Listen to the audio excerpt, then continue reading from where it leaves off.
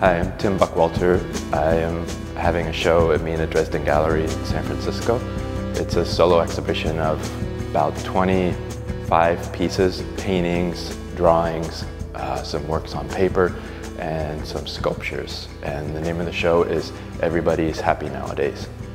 The show itself, all the pieces are interconnected, and they're based on a quote from Aldous Huxley's Brave New World. And the quote, it's a long quote, but the main characters are talking about the man is wondering if the woman ever wants to break free of the environment that they're in, the kind of preconditioned world that they live in.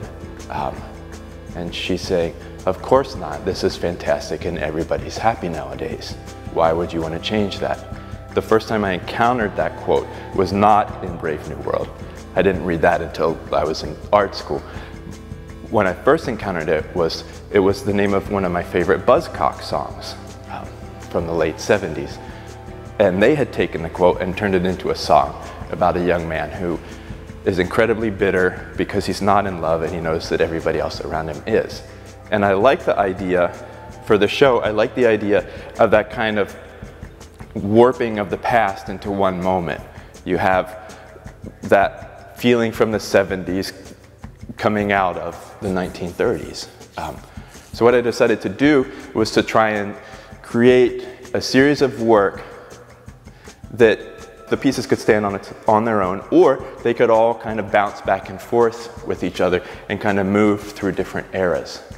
And I think what I like to deal with, or the starting point for it, is the idea of a future, or this glowing future that a lot of people accepted post-war is behind us. All those images of our past are alive in our future and easily available. But for me, the question about all of that is like, that future is still everywhere, so what do we do with it? How can I take that and go forward with it, or how can I use that to help understand where we're at today?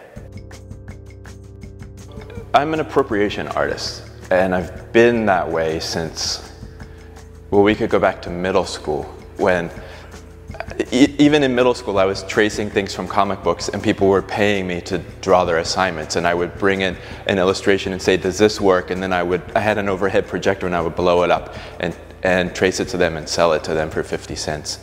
And I could buy records with my money.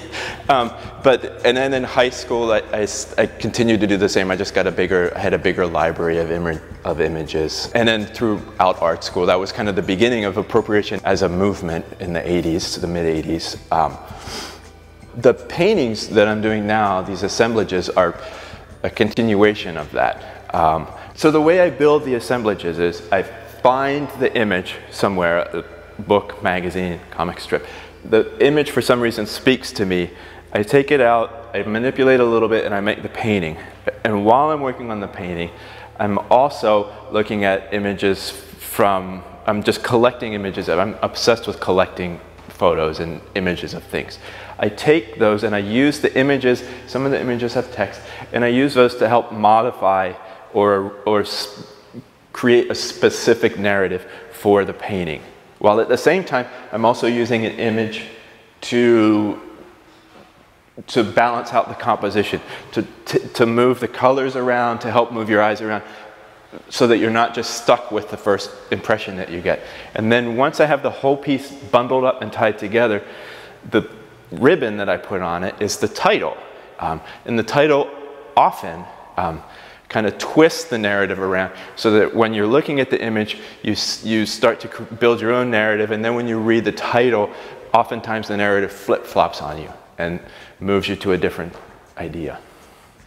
I think there's a real populist element to images. And to me, that immediacy, the way that people immediately interact with images, is fascinating, and I want to be able to use that mode of transportation to take the viewer somewhere.